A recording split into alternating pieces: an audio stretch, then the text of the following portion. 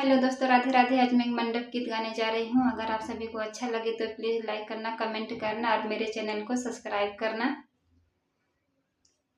दुल्हे काहे रोवेला यापन दीदी खोजला, तुहरी दीदी है रानी बजरिया में। दुल्हे काहे रोवेला यापन दीदी खोजला, तुहरी दीदी है रानी बजरिया में। दिहला रुपया 1000 गईनी पटना बाजार, वही पटना बाजारिया हेराय गईनी। दिहला रुपया 1000 गईनी पटना बाजार, वही घूमते बाजारिया हेराय गईनी। समधी काहे रोवेला यापन दीदी खोजला, तुहरी दीदी है रानी बजरिया में।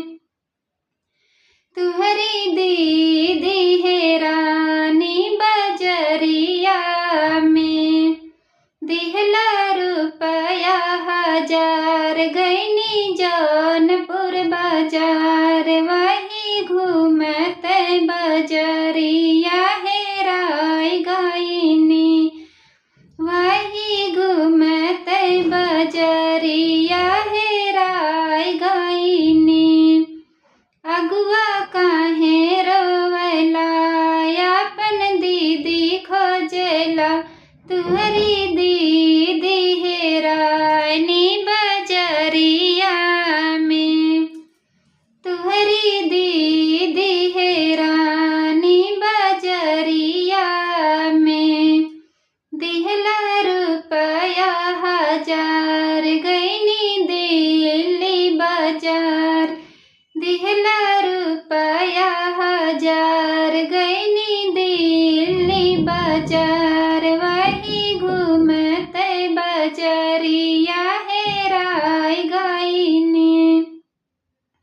वही घूमते बजरिया